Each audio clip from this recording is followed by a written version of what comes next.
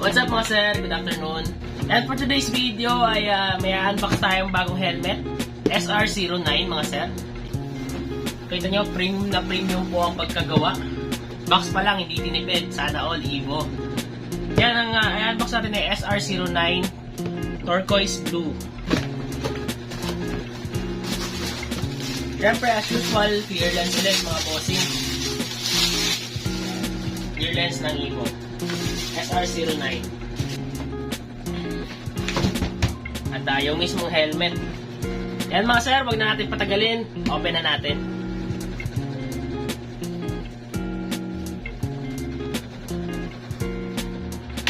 Yo, turquoise blue mga boss, SR09. Ayan. Napaka-solid naman ng helmet na to. Kaya pala ito yung pinaka-latest na shell ng Evo ngayon, 2023. At saka makikita nyo, meron na siyang lock dito ng lens. Ayan, pipindutin nyo yan siya. At saka angat yung lens. Ayan mga boss. So sa ibang model ng Evo ay wala pa rin po ito. At ito yung air ventilation nya. Ayan, meron na din dito sa taas. Ayan, pinipindot lang po. Dito siya pinipindot. Ayan. Labasan lang, papasok yung hangin. At dito lalabas. Ayan. Nakita niyo yung mga butas dyan sa likod, dalawa. Ayan po. Ayan, simple lang naman ang design ng SR09 Turquoise Blue na to. Maliit lang na Evo. Sa gilid, maliit lang din. Sa likod, may Evo na logo. ECE, tapos ICC sticker at saka ng helmet. 1,650 grams po ang kanyang bigat. Ayan. So, magaan lang mga bossy. Tsaka napansin ko sa helmet na to ay pinlock na po siya. Pinlock ready na. Ayan. Sa mga gustong maglagay ng pinlock, ayan, pwede nyo na po siyang lagyan. Yung kanyang dual visor, ito po yung switch niya. Dito sa gilid.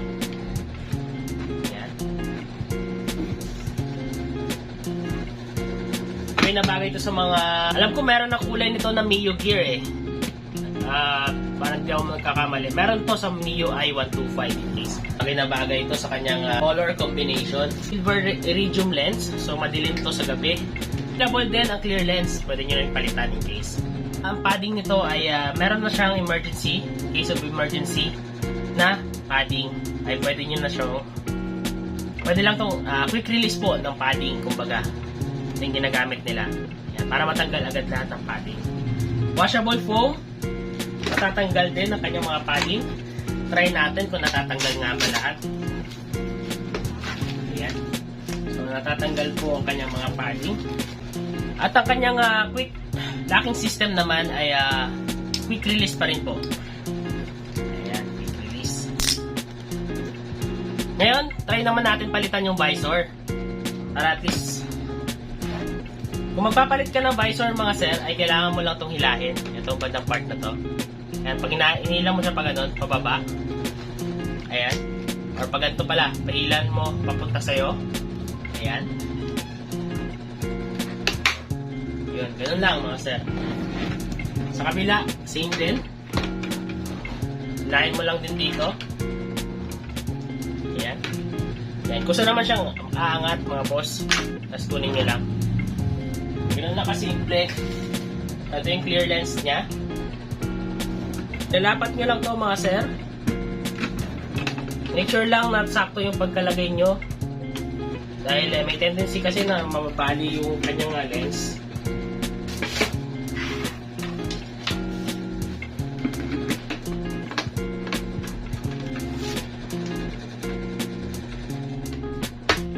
Yan.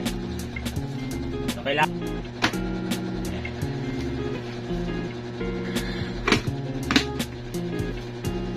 Dahil large size naman itong helmet, so try natin kung fit sa atin. Dahil mostly naman sa ginagamit itong helmet ay large size. Para may at least may idea rin kayo.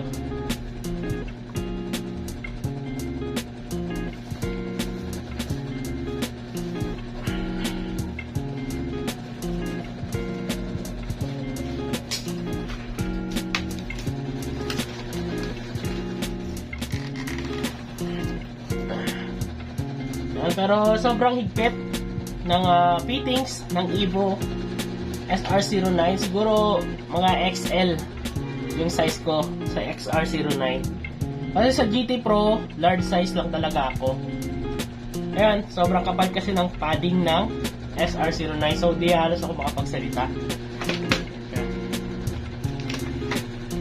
Dual visor sa gilid. Hala.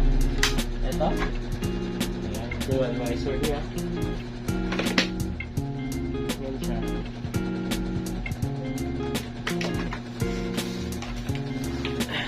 So, possible XL talaga ako dito. So, possible XL yung size ko. So, itong SR09 ay makapal po yung padding niya. Bagay ito sa mga lady rider dahil sa kanyang padding.